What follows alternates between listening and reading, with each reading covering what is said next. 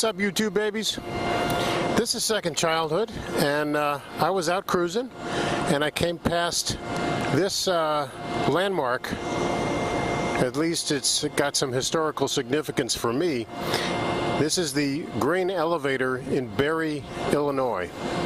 And the reasons it's significant to me is this was the site of one of the worst vehicular crashes I was involved in. And so I thought I'd tell you the story on this beautiful fall day. The road over there is Interstate 29, or State Road 29, and it runs from Springfield to Taylorville and other places. And none of this stuff was here back then, or most of it, but the grain elevator was here. And it was December 14th, 1987. I was supposed to do a presentation at an elementary school another couple of miles down the road, and I was working that morning in a clinic, and it was snowing, and the prediction was that it was going to be pretty bad, maybe 4 or 5 inches of snow, and 29 was just a little 2-lane road at the time. In fact, actually, we're standing on 29 before they revised it.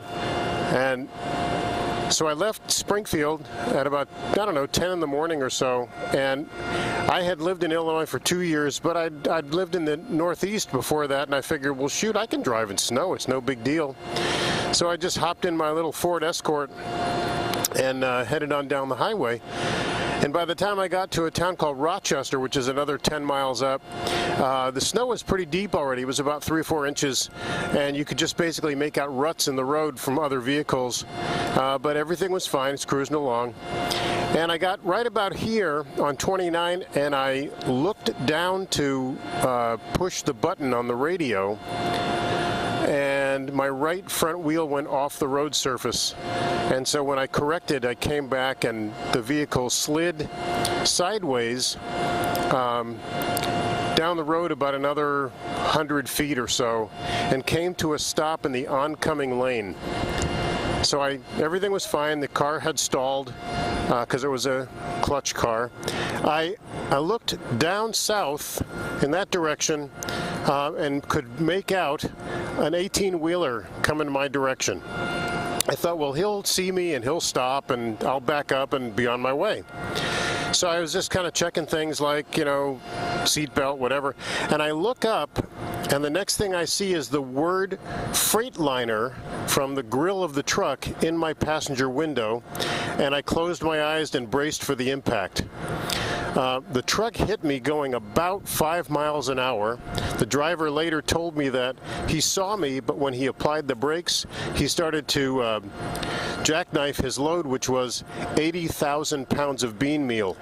So he hit me and knocked me about 50 feet back up the road in the northerly direction, blew out my rear window, actually my side rear window, or my side right-hand window, and the crazy thing was, we came back to this grain elevator for the state police to come and investigate the accident, but the car was still functioning.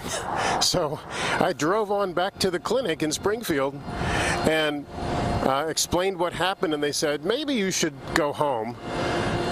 Take the rest of the day off. And so I did, and I pulled into the driveway in the garage at home, and my wife was kind of surprised. She said, what are you doing home in the middle of the day?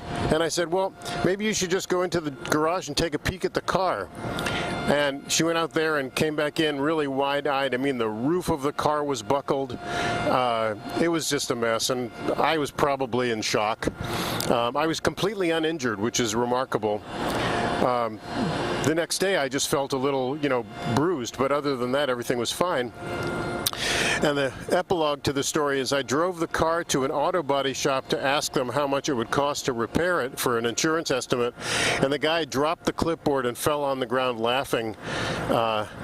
When he regained his composure, he just told me, this car is totaled, dude. So that's the story of my stupid judgment of driving in a winter storm in Illinois.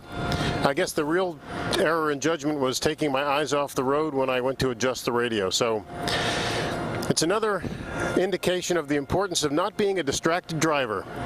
So go out there and be safe, everybody. Second Childhood signing off.